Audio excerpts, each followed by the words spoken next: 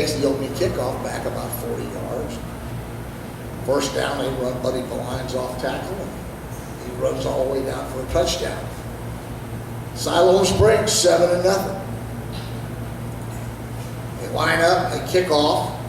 The kicker from Siloam Springs, it's a line drive to the middle guy from Harrison, one of their linemen up front, and it bounces off of his chest, and Siloam Springs recovers it. They line up in the first play. They run Buddy Valines off tackle, and he scores again. And I looked at my brother and I said, gee, we've driven all the way up here to see this game. Anyhow, I didn't stay but the first half. So, because Buddy Valines scored 4 more times. And when I got back, Coach Rex Lovell, I came in with my scouting report, and he said, Coach, you only have half the game. Where's the rest of it? And I said, Coach, I didn't stay. I did not stay for the rest of that game. And it was a slow round. Coach Lovell, very superstitious. My God, he said, don't tell the other assistants. He said, don't tell any of the kids. He said that you only got half a game.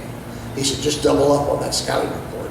He said, and then we'll give it to him. So he was so nervous about it that he would not let me say one word. I couldn't even give the scouting report to the team.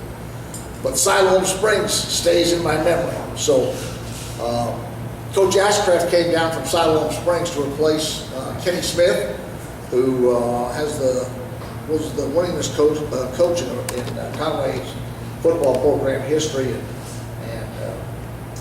it's a unique situation because he came down here with a new formation, new approach to high school football, and Coach Ashcraft has done a fantastic job wherever he's been.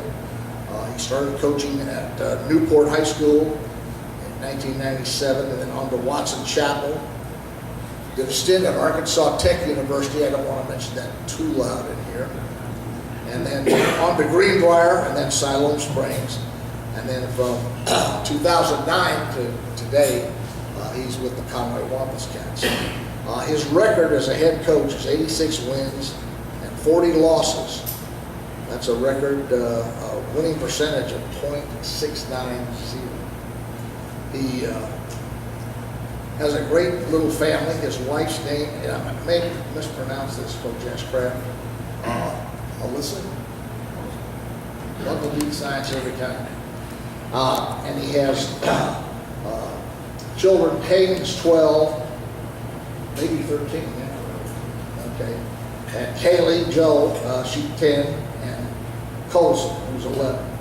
And of course, they all, like everybody else, started public schools this week. So I would like to bring on the Wampus Cat fight song, the head coach of the Conway Wampus Cats, Coach Clint Ashcraft.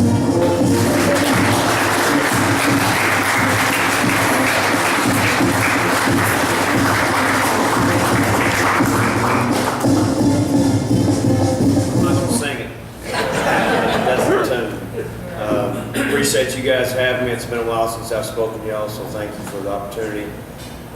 I had some really good stuff written down, and I saw Coach Daniels outside. I've been up there with my pen, scratching some stuff there. What I'd like to do first is share with you guys something, and I'm going to go over to the computer without a mic for just a second. And what I want to do is show you guys how things have changed as far as technology, how that has changed high school football. So just real briefly, if you'll bear with me. This program that we see here, this is it's called Huddle. And some of you have kids in the program, so I'm sure you've seen it at your house. We've got apps on our phone. Every kid has this app on their phone. Every kid, we have their email address. And we film practice every day, and after we come in, I'm sorry to cause a problem. When we come in from practice in the past, you just went home, right? We come in and we load this. This, what we're looking at yesterday is practice in the rain yesterday. But we load this into the computer, and the kids are washing their clothes, and our coaches sit down, and we break this film down. What we have the capability of doing, and what I think is very neat, you're going to see it from two angles. Your big guys, your linemen, when you just watch it from the press box angle, they don't get to see themselves. So we get this angle going for those guys, so the big boys are getting a good look at themselves as well. Once we're watching it, you can see, you can enter any information up here. Then you can come down and you can talk to your kids. So if we don't like the way this safety fit here, I can tell him, you know, read the S or read the fullback. You can do whatever you want to communication-wise with your kids. We go through every play. We watch every play with them. We make a note or a comment if it's just good job or this is great here, or you know, sometimes it's not positive. Then we sit down, we email that to them with you just go up to share right here in the top right, click share. You can share it with quarterbacks, you can share it with offensive line, you can share it with the entire team, however you want to do it. What this has enabled us to do, and I'm not going to lie to you, it's caused some problems sometimes too. When those kids get home and they get a notification that coaches are done, and there it is, and usually they're on their phone. And then they can sit and watch practice, come in the next day and say, Coach, play, they're labeled right here, play 23, play 18, you made a note, I don't understand what you're saying, can you, and they just show you on the phone and then you can communicate with them. So the feedback is, it's instant. And along with that, everything we do, again, I'm just sharing, if you got any questions about this, any game that we've played in the last 7 years, it's in this database. So we can go back, hey, what was that play we ran on the goal line against Jonesboro in 2012? And you go back, you just scroll back, and you can find anything you want to find in our history. So our kids are able to go back and look at anything, make recruiting tapes, make highlight videos for themselves, come into us and say, Coach, you send my stuff to UCA, blah, blah, blah, email it and send it to the coach. There's no more film, there's no more DVDs, all that stuff is completely obsolete. And the feedback is, like I said already, it's instant with the kids.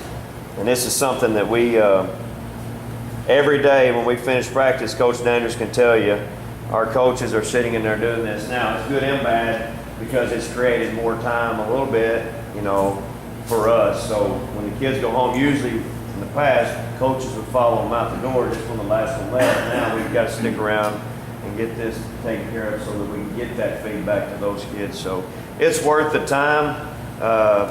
The technology is incredible. Just wanted to share that with you, and that's come around probably the last 3 years, last 4 years maybe. We've been paying for it, I think, for 4 years, I think since 2012. But I just wanted to share that with you guys because I think it's a really neat program, and I know we'll go in the cafeteria at lunch, on lunch duty, and there's kids sitting there, and you'll see them laughing, somebody got knocked down or whatever, and they're all talking about practice from yesterday or the game from Friday. They're all watching that. So again, I just wanted to come up and share that with you guys real quick, kind of show you what we're dealing with now as far as the technology side of it. Going back to last year, we had some kids come up this past week, some alumni that graduated. We're visiting about the team, and you know, last year we finished 6-6, and one of our coaches was talking to one of the guys and reflecting on last year. We lost 7 starters in the first 3 weeks, and it was just it was shell shock for us. The first play at Cabot, week 1. Our starting safety walks off the field, torn ACL, no contact, just fell. Last play of the game, our best running back breaks his hand, never makes it back. And then it just seemed to snowball from there, and it was like we couldn't recover. I will say this, if I'm being totally honest, it got in our heads as coaches as well as those kids' heads, and it got to the point to it was like, what's going to happen next? And we're looking for bad things to happen, or we don't need to do contact. We don't need to have contact because somebody else is going to get hurt. And then we let that affect us. And it affected our play, it affected our coaching. And then about halfway through the year, we had a big team meeting and we just said, hey, we're done making excuses. We're done enabling that attitude. We're going to start playing hard. We're going to start going back to the way we've been doing things. If it goes our way, great. If it don't, so be it. But we're going to go and do things the way we know how to do them. And I really saw, and I think all of our coaches would agree with this, really saw a turn in our kids the second half of the year. Effort was, it just changed. Attitude changed and our play followed that. And we were up 6 or 5 points with 1:07 left. We were headed to the semis and we give up a pass play that ended up costing us the game in the semis up at Springdale Harbor. But so proud of our kids and so proud of our coaches and the way it was a big learning experience for everybody because we've never dealt with that many injuries, losing kids that we were counting on heavily all year, and they're standing on the sidelines the rest of the year. But it was a big learning experience for us as coaches. So again, we learned a lot there. How to handle adversity, I think, is probably the biggest lesson we got from last year, and that should help us in the future. We get into situations like that, how to handle those things that happen in the future. So again, just want to reflect on that again. Ended up 6-6. We had 4 guys sign. I believe that brings our total, I know it does, it brings our total to 36 kids from Conway that have signed football scholarships the last 7 years. So we're putting out 5 or 6 kids a year to go play in college. I know we had 2 sign with UCA that we're very proud of. We had 1 go to Delta State in Cleveland, Mississippi, and then we had 1 actually go all the way to Central Methodist up outside of Columbia, Missouri. So we're getting guys kind of spread out everywhere, but we're proud of that fact. This year, going into this fall, we have a lot of guys back. As you reflect back to what I said earlier, we were forced to put guys in there that probably shouldn't have had to play, but we had no choice. Funny story, we're at Van Buren in week 4, and there's a sophomore sitting in the bleachers. You know, we have a travel team now because of our numbers, and he's actually sitting in the bleachers with his mom. We're going through pregame, we're going back into the dressing room, we walk over and talk to Nathan. Hey man, good to see you. You know, glad you came up. And that was week 4. Week 5, he's starting. So he went from not even being on the travel team to he's become a starter within a week. So lots of situations and occurrences like that from last year where guys were forced into playing roles. And hopefully that will help us this year, that experience, all those guys coming back that had to spot play here or there, but they've been under the lights, they've been out there on a Friday night. So we're excited about our kids that are coming back. And one of the things I've been telling anybody that's asked or anybody that wants to know, each team kind of has its own personality. And if you've ever coached or done anything with a group of kids, they kind of have a personality. And just being totally honest, there's some personalities that you just don't like to be around. And then there's some personalities that you really enjoy being around. And been doing it 19 years now, and there's teams where, boy, you're just not looking forward to practice. You know, it's just like pulling teeth and just you kind of shake your head, close the door, put on your smile, and go out there and get it done. But this group of guys we have this year, really enjoyable group to be around, hardworking, laugh, have fun. And then like we tell them, we don't mind you laugh, having fun as long as you're getting your work done. And they're doing that. Just all of our coaches, I think, kind of have a little pep in their step dealing with this group of guys. I don't know if I can explain it. I don't know why. It's just a good mesh of personalities and work ethic. We're up to 143, and Coach Daniels can attest to that because we have had, this has been the most bizarre year for us as far as move-ins. Usually we get 1 or 2 a year, and I think we're up to 7, and we got another kid that moved in from Garland, Texas that we're trying to get eligible. So, hey, I can't explain, I don't know why, but this year we've had more new kids show up that have played at other schools that are coming to Conway. So hopefully we'll find some guys in that group that can help us. Looking forward to working with those guys and seeing how they mesh with the guys we got here. If you haven't been up to the high school, I encourage you to drive by there. The new field house, we snuck in it last night. while after the workers were gone. It is very, very nice. The turf inside is almost completely done. They're doing the locker room now, so we're about to get into the new field house. A couple of things that excite us the most is we're finally going to have all our kids in one locker room. If you've been in the old field house, there's 2 upstairs locker rooms and 1 downstairs. It only has 86 lockers. So I believe there's 168 lockers in the new one. So we'll all be together. The kids are loving it, or love talking about it, because it's actually going to be air-conditioned locker room, and we don't have that. So we've got a team meeting room. We've got a huge weight room with brand new equipment coming from Legend Fitness that we did a fundraiser over the spring of last year and raise funds for that. Very excited about that. Just really looking forward to getting in it. And this morning, our sophomore practice before school in first period, we're out in the rain. And you're just shaking your head going, man, if this was 2 weeks away, we know we would be in there practicing inside on the turf. So looking forward to that and the things that it's going to help us accomplish. And obviously bad weather, those things give us a place to go that we haven't had. As far as our team this year, lots of position battles still going on. We get asked, that's probably around Walmart, church, wherever you're at, who's going to be this, who's going to be that, and everybody, oh, you're just saying that, but I really don't know about some spots yet, and we're letting those battles carry on. We're going to go all the way. We scrimmage Russellville next Tuesday night out here at 6. And I think after that, things will start clearing themselves up. But we're trying to let those things run as long as we can. And what we're noticing in practice is that the 3 of us are competing for a spot. Practices have been a little better. I'm doing everything I can to win it, and so is he, and so is he. And it's really had a positive impact on our practice. So, there's lots of question marks. If you had to put it on paper, I don't think we could do it yet. But looking forward to seeing us on the field next Tuesday night, and think that that'll clear up a lot of questions for us. I know I rambled. I know I went fast. But questions from you guys about what we're doing, what's going on? Yes, sir. It's been about 20 years since I've been to Conway longest scout football game. Who are the big rivals these days? I mean, Russellville, Cabot, Central were like the big ones back in the day. Who are the big rivals? Well, Cabot, when they went out of our conference, they were week 1. That was going to be that game is not leaving the schedule. Now we're conference foes again.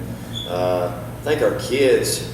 This will sound bad. I think our kids really do not like Catholic, and our kids really do not like Bryant. To me, that's just my perception, just around the school, when do they really show up? Catholic and Bryant's big. Cabot's always big. I don't think that'll ever change, but I would say those 3 and the turnout, I just judge that off the turnout and the excitement in our students. We try to teach. It don't matter. It's a faceless opponent. You know what you tell your guys. But when it comes to that, I would say judge that by your school. Yes, ma'am. Stakeout is this weekend, right? Stakeout is supposed to be Saturday night. We're hanging on the weather. We know it looks bad right now. Not sure, but it's supposed to be Saturday night. We'll introduce the 7th grade, the 8th, 9th, and high school will all do a little scrimmage on the field, starting at 5:30. Coach, you might add how that program there affects going to have swings on the sidelines. Yes, we were able this year, and this is Coach Daniels again. I keep pointing to him. But last year we're at Jonesboro, and we're filming and we're watching as our kids come off. Here comes the offense. You can see our coaches have iPads, and we're going back to the benches, and we're sitting down with them watching the plays they just ran. And Jonesboro's AD comes over. You can't do that. Well, you can. It started last year. You can't take that technology into the playing field, like call timeout and say, y'all come here. But you can on the sidelines actually show them. And we bought a package this year. We did a cookie dough fundraiser. If any of you bought cookies, thank you. We sold cookie dough, and we bought a sideline huddle, sideline package where when our kids come off, we're going to have a TV, and it will be instant. And so we'll have some chairs sitting around. We'll have a canopy or a tent or something to get under, and our guys will walk off the field, and And by the time they sit down, they're watching, if we want them to, the play that just happened. I believe there's a 5 to 8 second delay, but that's how crazy it's gotten. Jonesboro got upset with us last year. Their coaches weren't using that technology. There were times last year where we're standing on our sideline and we're looking, they're watching TV over there. And so we figured, hey, we're a little behind here too, so we took care of that this spring, but it is really crazy, the technology, man, it's something where you can, your kid, you ask your kid what you see there, what happened, and they tell you something, you go, there ain't no telling. I mean, you just watch it. If we want to, we could shoot it on a screen this big, but you can watch it instantly. So it's really neat to me. Again, adds a little word, set up all that stuff, but man, the payout's great. Coach, when's your first game and who's it against at home? We're going to play Springdale High School here the first Friday in September, which I think is the second. I don't have it in front of me. I believe that's right. We'll go to Jonesboro second week. Bentonville High School is coming here week 3, and then we open conference with Fort Smith Southside. So tough schedule, very tough schedule. It's changed again, and it's going to be tough. Hopefully fun. The schedule with the new conference, how do you look at that as being versus the past years? I guess you should say all your conference teams count then.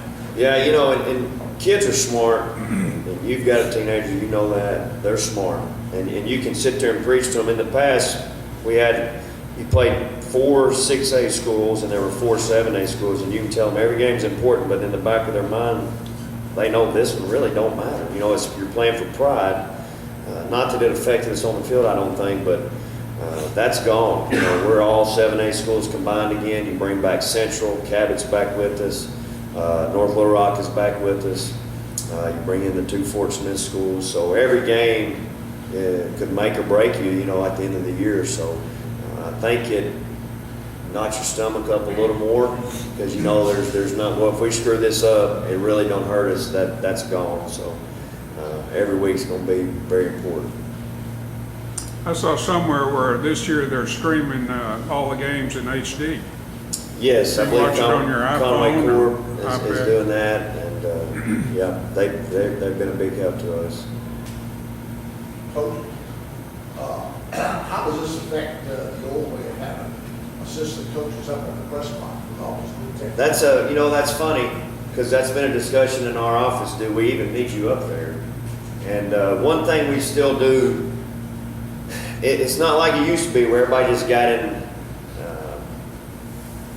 the dead team. Let's say Cabot. Those guys line up and there they are. You know where they're going to be. In the past, and they may be a little different this year. But the way offenses are now, where there's 2 backs, there's 1 back, there's no backs, there's 1 tight end and no back, there's 1 tight end and 1 back. We still have a coach up there that's going to spot that for us, so we'll know what personnel grouping is coming on the field because all of our calls are based on that. And then offensively, our receivers coach is in the box. His main deal is what coverage are we seeing versus certain fronts or certain sets. I think we're still going to leave him up there just because the vantage point's better and he can, through the headphones, instantly talk rather than wait till they come off to sit and watch it. So, but that's been a big discussion because there are coaching staffs that don't put anybody in the press box anymore. And we may not eventually, but we're going to try to keep it right now.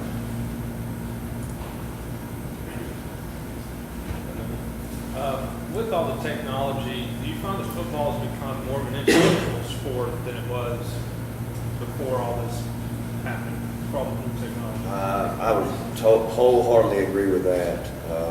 Our kids have to study. We have to study the game.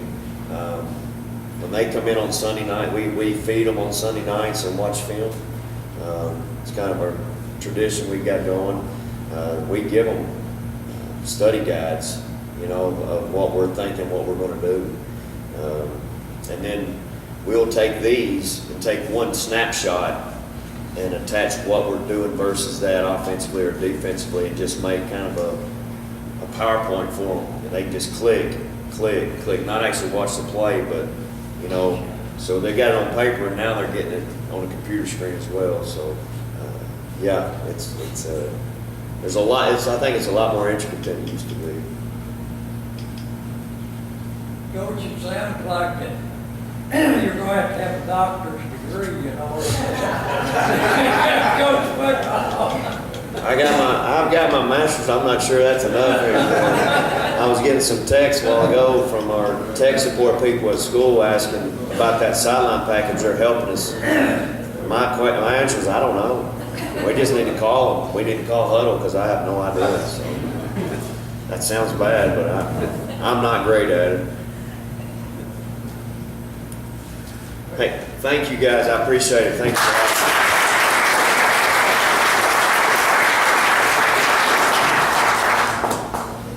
me. Man, it makes me want to go pull out my blue and white. Thank you, Coach Ashcraft. And our club has adopted a newspaper in education from the Log Cabin Democrat, so we will be donating 50 newspapers in your name to local schools here. So thank you so much for being our speaker today. And I want to thank you all for being here.